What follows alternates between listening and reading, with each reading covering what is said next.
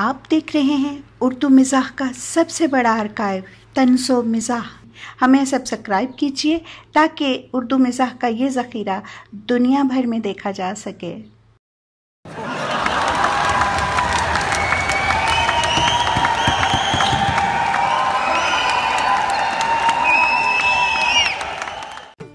हाजी लकलक पर पिछले दिनों भैंस के हाथों क़यामत गुजर गई। ये तो अक्सर लोगों को मालूम है कि हाजी साहब ने कोई 1 साल भर से एक भैंस पाल रखी है और उसकी खिदमत इस तनदही से करते हैं कि कोई इस तरह बुजुर्गों की खिदमत भी क्या करेगा। अगरचे हाजी साहब खुद बेचारा हैं, मगर भैंस के लिए चारा फराहम करने में उनसे कभी कोई कोताही नहीं हुई। लेकिन पिछले दिनों खुदा जाने इस भैंस के जी में क्या आई कि रस्सा तोड़ा के भाग खड़ी हुई और जवार के खेत में बखते मुस्तकीम कांजी हाउस जा पहुंची। हाजी साहब दिल्ली गए हुए थे। आते ही ये वाकया सुना कलेजा धक से रह गया और मुंह से बेख्तियार निकल गया, इलाही मेरी भैंस की खैर हो। होश ठिकाने हुए तो कांजी हाउस पहुंचे और भैंस से मुलाकात की ख्वाहिश जाहिर की। कांजी हाउस वालों ने कहा, साहब कांजी हाउस के कवानीन बोस्टल जेल के कवानीन से ज्यादा सख्त हैं। भैंस से मिलना है तो दरख्वास्त दीजिए, हम उसे मिस्टर मैकनाब अफसर आला म्यूनिसिपैलिटी के पास भेज देंगे। वो चाहे इजाजत दें चाहे ना दें, मरता क्या ना करता। मजबूर होकर दरख्वास्त लिखी और मिस्टर मैकनाब के पास भेज दी। 13 दिन गुजर गए मगर कोई जवाब नहीं आया।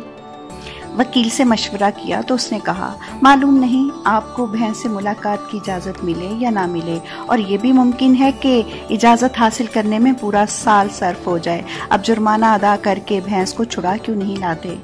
हाजी साहब को ये बात पसंद आई, चुनाचे जुर्माना अदा करने के लिए ना तो कोई चंदे की अपील शाया की, ना लोगों से कहा कि आपकी गैरत के इम्तहान का वक्त आ गया है, और ना ये फरमाया कि पंजाब की इत्तेहादी वजारत ने मुझसे इंतकाम लेने के लिए मेरी अजीजा जान भैंस को कांजी हाउस भिजवा दिया है, बल्कि जुर्माना की रकम जो गालबन 15 रुपए 7.5 आने थी अपनी जेब से अदा करके भैंस को छुड़ा लाए।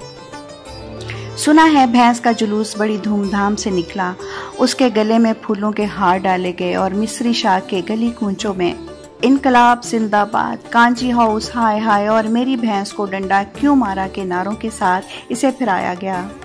भैंस शायर नहीं बन सकती, शेर फहम नहीं बन सकती, तो क्या लीडर तो बन सकती है। आपको ये सुनकर ताज्जुब होगा कि हाजी लकलक के खानदान में इस भैंस के सिवा कभी किसी ने कानून शिकनी नहीं की।